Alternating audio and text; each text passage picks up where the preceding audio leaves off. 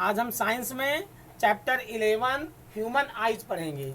Chapter 11 human eyes, class 10, the human I and colourful world. The human I and colourful world, chapter 11। Chapter 11 science में आप class 10th class. आज हम क्या पढ़ेंगे? Chapter 11 human eyes. Human eyes के बारे में हम पढ़ेंगे।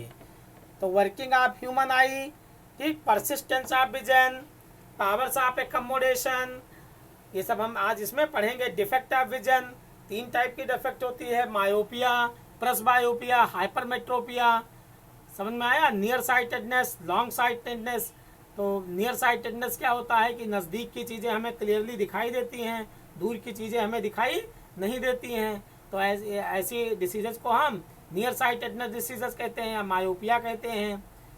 हाइपरमेट्रोपिया, प्रेसबायोपिया, ये सब डिसीजेस के बारे में पढ़ेंगे। 3 टाइप की डिफेक्ट होती हैं, ठीक। Workings, various parts of eye and their function, eye के पार्ट्स के बारे में पढ़ेंगे, उनके क्या फंक्शन हैं ये हम पढ़ेंगे। रेटिना पर इमेज कैसे बनती है, inverted and real and inverted image बनती है, रेटिना का क्या फंक्शन है, कैसे वर्क करता है, कोर्निया का क्या काम है, ये सब हम पढ़ेंगे। Cornea, retina, aqueous, humours, eye lens, pupils, ciliary muscles.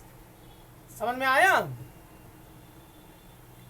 Yes sir. हाँ, ये सारी चीजें हम पढ़ेंगे आज इस चैप्टर में।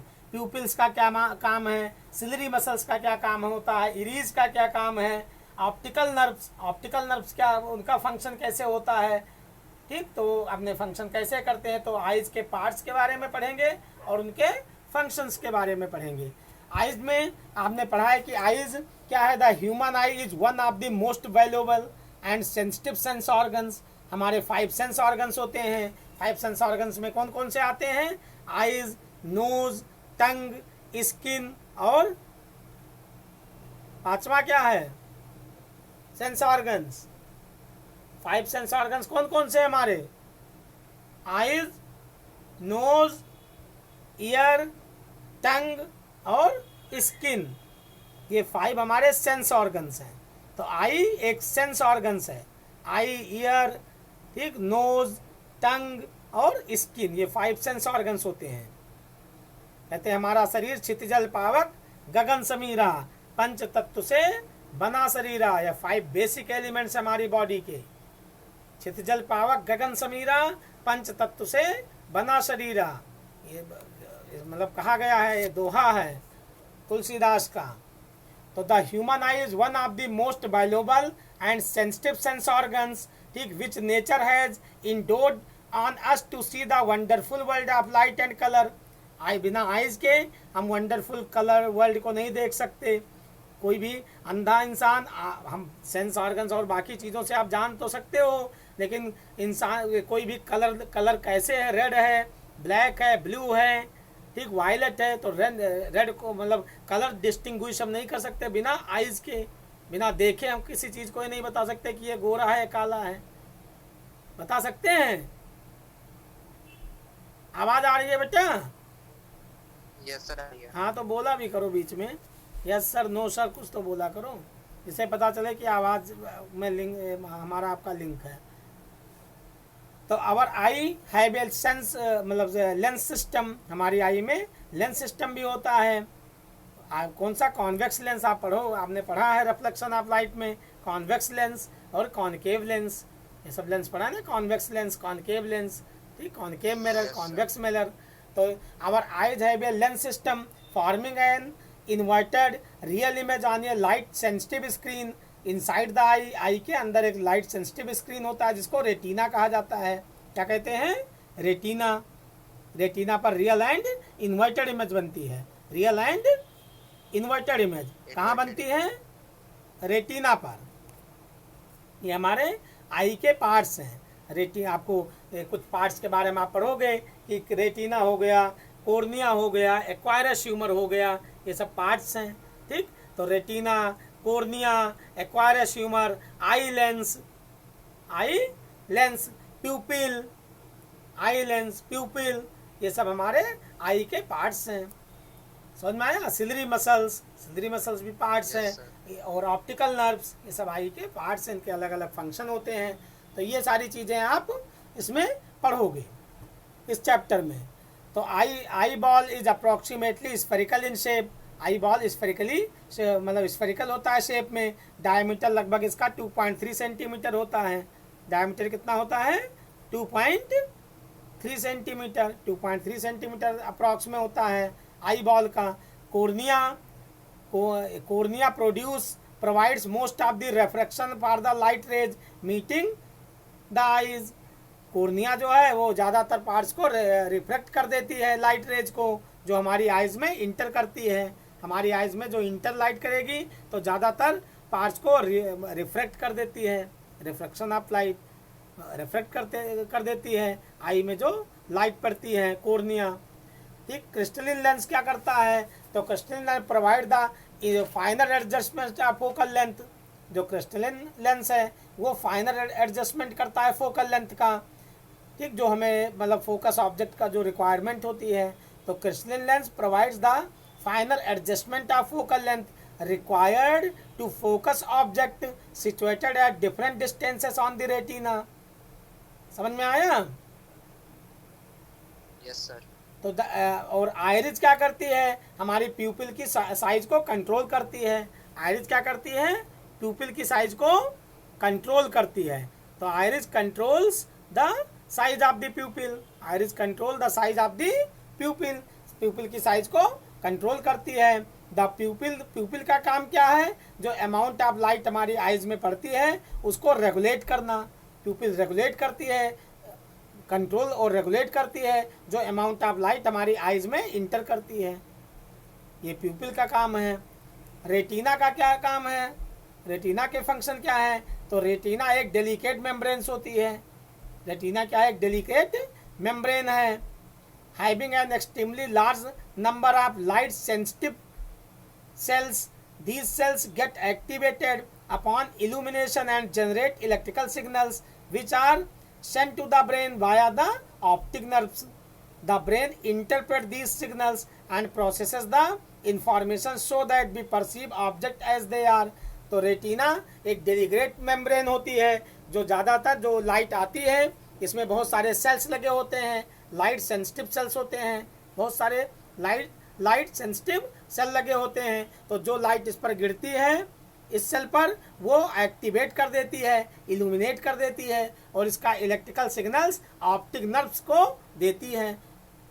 ऑप्टिक नर्व्स के द्वारा ब्रेन तक पहुंचता है।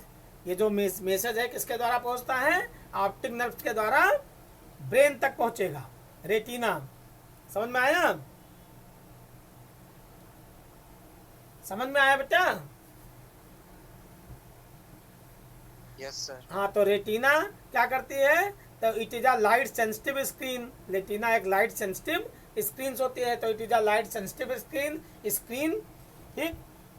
It is a light sensitive screen inside the eye on which image is form. It contains rods and cons.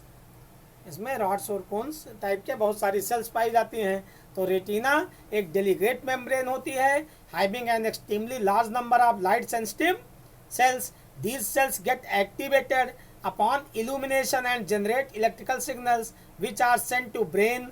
Brain तक पहुंचाए जाते हैं किसके द्वारा? ऑप्टिक नर्व्स के द्वारा। ऑप्टिक नर्व्स के द्वारा ब्रेन तक पहुंचाए जाते हैं। The brain interpret these signals and processes. Brain इसको इंटरप्रेट करता है इन सिग्नल्स को और इंफॉर्मेशन दे देता है कि ऑब्जेक्ट किस टाइप की है। आई लेंस का क्या काम है? तो the eye lens is a compost of A fibrous jelly like materials. Its curvature can be modified by the ciliary muscles and consequently the focal length या power of eye lens is changed when the ciliary muscles are relaxed. जब ciliary muscles relax होंगी the eye lens becomes thin. ciliary relax के time में ciliary muscles क्या होगी? thin हो जाएगी. आप eye contract and eye lens. तो at the time of looking at nearby object the ciliary muscles of eye contract and eye lens becomes thicker. Consequently, focal length of eye lens decreases and nearby objects are clearly focused at the retina. तो यहाँ पर आप पढ़ोगे कि power of a lens power of a lens क्या होता है 1/4 focal length. Power of a lens P is equal to 1/, focal length होता है। तो power of a lens is defined as reciprocal of focal length. Power of a lens is defined as reciprocal of focal length. When focal length measured in metre, जब इसको हम metre में measurement करते हैं focal length को, तो dioptre इसकी unit हो जाती है। Dioptre power of a lens की यूनिट क्या हो जाएगी, डायोप्टर होती है। समझ में आया? Yes sir. तो पावर ऑफ ए लेंस क्या है, power of a lens reciprocal of focal length are called power of a lens. When focal length measured in metre, then power of lens is measured in dioptre. The SI unit of power of lens is dioptre. ठीक, तो ये सारी चीजें आप इसमें पढ़ोगे। अब power of accommodation of the eye, question पूछा जाता है what is the power of accommodation of the eye. पहला क्वेश्चन भी आपका है कि power of accommodation of the eye क्या है। तो the ability of the eye lens to adjust, the ability of the eye lens to adjust its focal length so as to clearly focus rays coming from distant as well as near object on the retina. It is called power of accommodation of the eye. तो the ability of the eye lens की ऐसी ability to adjust its focal length, ये focal length को जिस ability से adjust करती है जिससे जो ऑब्जेक्ट है वो रेटिना पर क्लियरली बन जाए, इमेज बन जाए उसकी। समझ में आया? समझ में आ रहा है बेटा? Yes sir. हाँ, यस सर। तो ये सारी चीजें आप इसमें पढ़ोगे इस चैप्टर में। अब यहाँ पर कुछ डिसीजेज के बारे में बताया गया है कि मायोपिया क्या है, हाइपरमेट्रोपिया क्या है, प्रेसबायोपिया क्या है। ये आई की डिसीजेज होती हैं। आई डिसीजेज 3 टाइप की बताई गई हैं कि प्रेसबायोपिया, हाइपरमेट्रोपिया और मायोपिया। ठीक, तो यहाँ पर पावर ऑफ एकमोडेशन की परिभाषा है, मतलब डेफिनेशन पूछी जाती है, परिभाषा इसकी भी आती है। तो accommodation power is the property of the eye lens to adjust its focal length so as to focus object situated at different distances from the eye on the retina. Least distance of distinct vision, ये भी 1 number का question आता है कि what is the least distance of the distinct vision. Near point of an object is the minimum distance from the eye up to which object can be seen distinctly. For adult, young adult with normal vision the near point is at a distance of 25 centimetre. हमारी normal eyes के लिए नज़दीक सबसे न्यूनतम दूरी कितनी होनी चाहिए नॉर्मल आइज के लिए? 25 सेंटीमीटर। तो 25 सेंटीमीटर क्या है, नियर पॉइंट है नॉर्मल विजन्स के लिए। एक जो यंग एडल्ट है उसके लिए नॉर्मल विजन कितना होना चाहिए, नियर पॉइंट लगभग 25 सेंटीमीटर होनी चाहिए, डिस्टेंस ऑफ 25 सेंटीमीटर। क्या कह रहे हो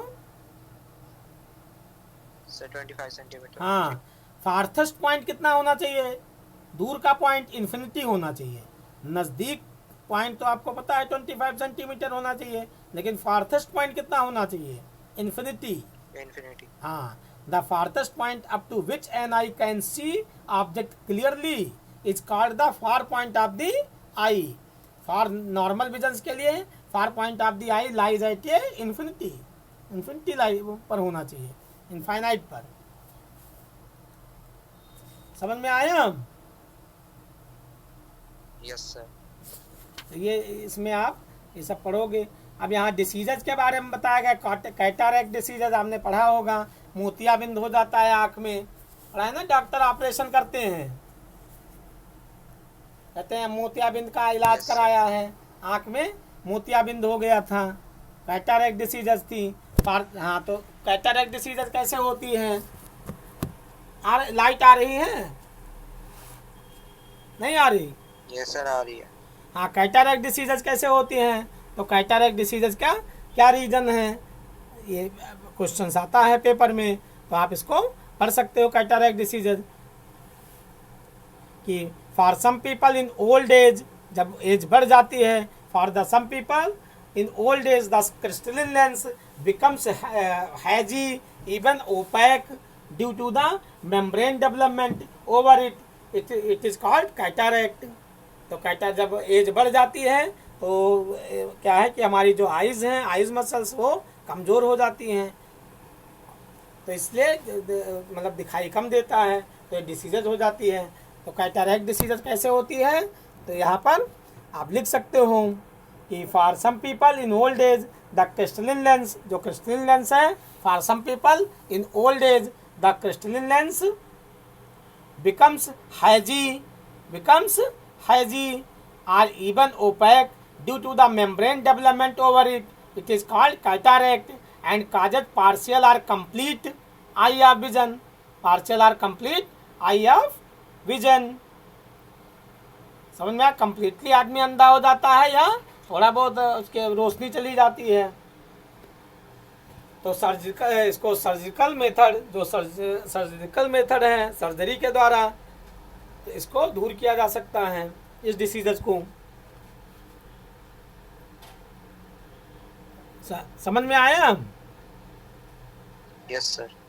हाँ, तो इसमें आपको ये सब रीडिंग करना है, ठीक। सिलरी मसल्स, इनके सब पार्ट आप लिखना, सिलरी मसल्स के क्या पार्ट हैं, इनके क्या फंक्शंस है सिलरी मसल्स के। तो सिलरी मसल्स के मतलब फंक्शंस के बारे में लिखना है, आइज के कितने पार्ट्स होते हैं, ठीक, और जो मेन पार्ट्स हैं आई के, उसके पार्ट के बारे में सब लिखो। रेटिना का क्या काम है, आइरिस का क्या काम है, कोर्निया का क्या काम है, इसके फंक्शन क्या हैं आइज में, ठीक। आइरिस, जो ऑप्टिकल नर्व्स हैं उनके क्या फंक्शन हैं, इसके बारे में आपको मतलब लिखना है, इसके फंक्शंस के बारे में। ह्यूमन आई के बारे में लिखना है थोड़ा बहुत, जो कि ह्यूमन वर्किंग ऑफ ह्यूमन आई कैसे वर्क करती है, डिसीजेज, परसिस्टेंस ऑफ विजन्स और पावर ऑफ एकोमोडेशन, ठीक।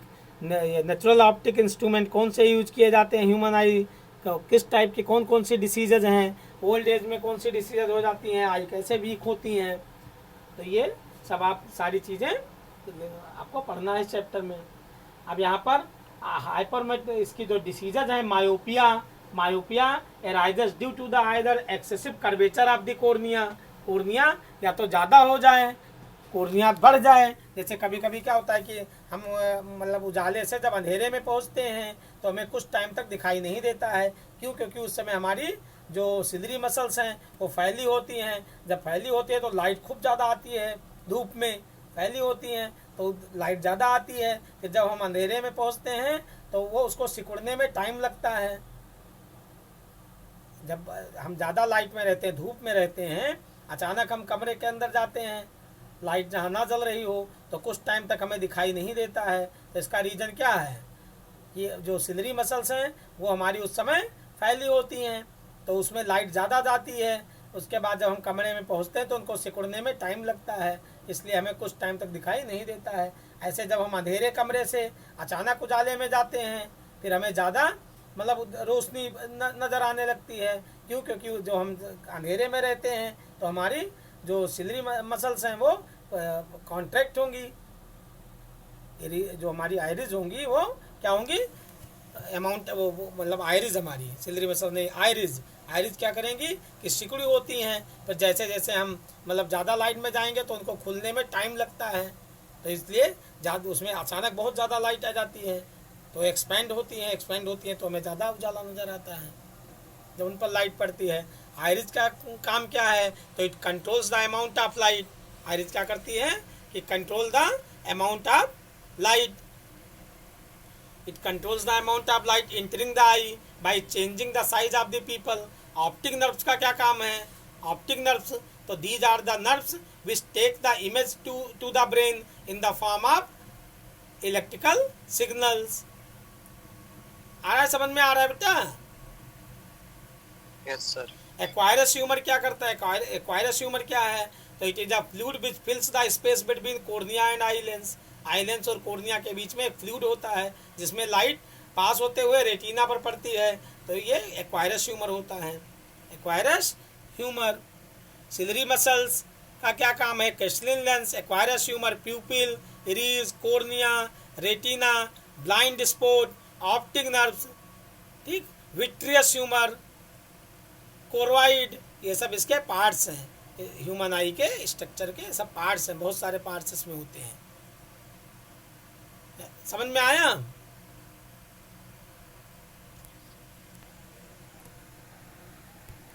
नितिन, नितिन, हेलो, फोन आ रहा है ना किसी का?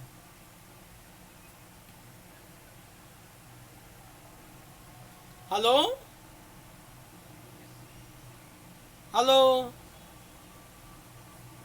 आवाज आ रही है बेटा?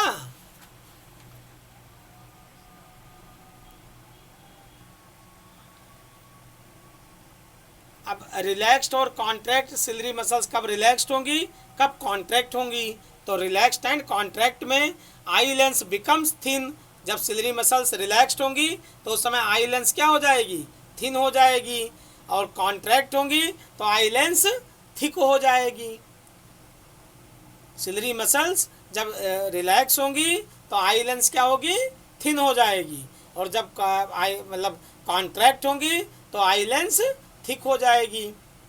और जब मतलब फोकल लेंथ बढ़ेगी, रिलैक्स्ड होंगी। जब सिलरी मसल रिलैक्स होंगी तो फोकल लेंथ बढ़ जाएगी, इंक्रीज हो जाएगी। और जब कॉन्ट्रैक्ट होंगी सिलरी मसल्स तो फोकल लेंथ क्या होगी? डिक्रीज हो जाएगी। समझ में आ रहा है? हेलो, तो जब हाँ रिलैक्स्ड होंगी, जब सिलरी मसल रिलैक्स्ड होंगी, जब इंक्रीज होती हैं तो रिलैक्स्ड होती है, रिलैक्स के टाइम में इंक्रीज हो जाएंगी। और डिक्रीज जब डिक्रीज होती है मतलब कॉन्ट्रैक्ट होगी तब डिक्रीज हो जाएगी।